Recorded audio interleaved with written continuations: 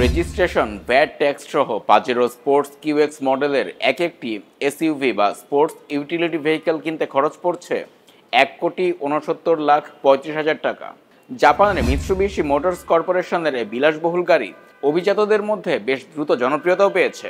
Police super বা এসপিদের জন্য এ মডেলের ৫টি গাড়ি কেনার সিদ্ধান্ত নিয়েছে অন্তর্বর্তী সরকার। এছাড়া পুলিশের জন্য double cabin pickup, microbus, truck, prisoners van, motorcycle, wrecker, APC এবং ডগ ভ্যান কেনা হচ্ছে ৪১৮টি। এতে মোট খরচ হচ্ছে ১৮৯,৭১,১৫,০০০ টাকা। পুলিশ মনে করছে এসব গাড়ি বাহিনীতে যুক্ত হলে টহল ও সার্বিক নিরাপত্তা কার্যক্রম পরিচালনা সহজ হবে। অন্যদিকে সরকারের কৃচ্ছ সাধনের কালে এসপিদের জন্য এত বিলাসবহুল গাড়ি কেনার সিদ্ধান্তের সমালোচনা করেছেন বিশ্লেষকরা। গণঅভ্যুত্থানের পর ব্যাপক জনরোষের শিকার হয় পুলিশ। ক্ষতিগ্রস্ত হয় পুলিশের ৪৬০টি থানা ও স্থাপনা। এরপর অন্তর্বর্তী সরকার দায়িত্ব গ্রহণের পর সেনাবাহিনীর সহযোগিতায় থানাগুলোর কার্যক্রম স্বাভাবিক করে তোলার কাজ শুরু হয়। কাজে ফিরে আসে পুলিশও। তবে ৬ মাসেরও বেশি সময় পেরিয়ে গেলেও এখনও আইনশৃঙ্খলা পরিস্থিতি স্বাভাবিক হয়ে আসেনি। বরং ঢাকা, চট্টগ্রাম ও রাজশাহীর মতো এলাকাগুলোয় খুন, অপহরণ, ডাকাতি, ছিনতাইয়ের মতো অপরাধের ঘটনা বেড়ে গেছে। যদিও এগুলোকে নিয়ন্ত্রণে এখনও কার্যকর ভূমিকা নেওয়া যায়নি। এর বড় কারণ হিসেবে বাহিনীর পক্ষ থেকে বলা হচ্ছে যানবাহন ও প্রয়োজনীয় সরঞ্জামের ঘাটতির কথা। এসব বিষয় জানিয়ে এরই মধ্যে স্বরাষ্ট্র মন্ত্রণালয়ে চিঠি দিয়েছে পুলিশ। এ বিষয়ে জানতে চাইলে নাম অপ্রকাশিত রাখার শর্তে পুলিশ সদর দপ্তরের ট্রান্সপোর্ট শাখার দায়িত্বশীল এক কর্মকর্তা বণিক বার্তাকে বলেন, ৫ অগাস্টের আগে পরে এসপিদের ব্যবহৃত ১৩টি এসইউভি ক্ষতিগ্রস্ত হয়ে ব্যবহারের অনুপযোগী হয়ে পড়েছে। এর মধ্যে ৫টিকে মিৎসুবিশি পাজেরো স্পোর্টস কিউএক্স মডেলের এসইউভি দিয়ে প্রতিস্থাপন করা হচ্ছে। এছাড়া আন্দোলনের সময় পুলিশের ২২০টি ডাবল কেবিন পিকআপ ক্ষতিগ্রস্ত হয়। এগুলো প্রতিস্থাপনের জন্য কেনা হচ্ছে ২০০টি ডাবল কেবিন পিকআপ। এ শ্রেণীর গাড়ি কম থাকায় বর্তমানে টহল কার্যক্রম পরিচালনায় বেশ সমস্যায় পড়তে হচ্ছে। নতুন ক্রয় তালিকায় সবার উপরে রয়েছে ৫টি জিপ। রেজিস্ট্রেশন, ভ্যাট ট্যাক্স সহ গাড়িগুলোর প্রতিটির মূল্য ধরা হয়েছে ১,৬৯,৩৫,০০০ টাকা। ৫টি জিপ কেনার জন্য বরাদ্দ রাখা হয়েছে মোট ৮,৪৬,৭৫,০০০ টাকা। এরপর ২০০০ সিসির নিচে আরও ১৫টি এসইউভি কেনা হবে, যার দাম ধরা হয়েছে প্রতিটি ৬৫ লাখ টাকা করে, মোট ৯,৭৫,০০,০০০ টাকা। ডাবল কেবিন পিকআপ কেনা হবে ২০০টি।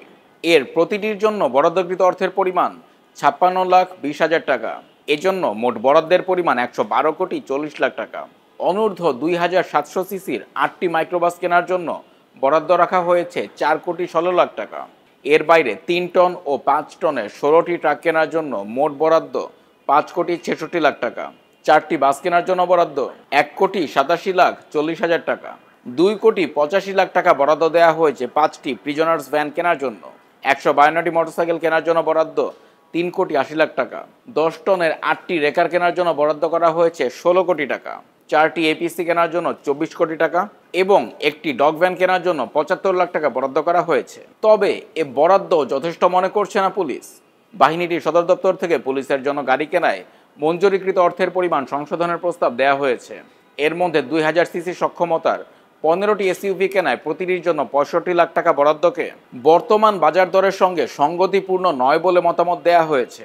এটির জন্য বরাদ্দ বাড়ানোর প্রস্তাব বর্তমানে প্রক্রিয়াধীন। এছাড়া প্রস্তাবিত ৪১৮টি গাড়ির মধ্যে ২২৮টি দেশীয় সংযোজনকারী প্রতিষ্ঠানের কাছ থেকে অগ্রাধিকার ভিত্তিতে ক্রয়ের প্রয়োজনীয় ব্যবস্থা গ্রহণের অনুরোধ জানিয়েছে পুলিশ সদর দপ্তর। প্রতিটি ডাবল কেবিন পিকআপের জন্য অর্থ বিভাগে বরাদ্দ ৫৬,২০,০০০ টাকার পরিবর্তে ৮৭ লাখ টাকা পুনর্নির্ধারণের প্রস্তাব করা হয়েছে।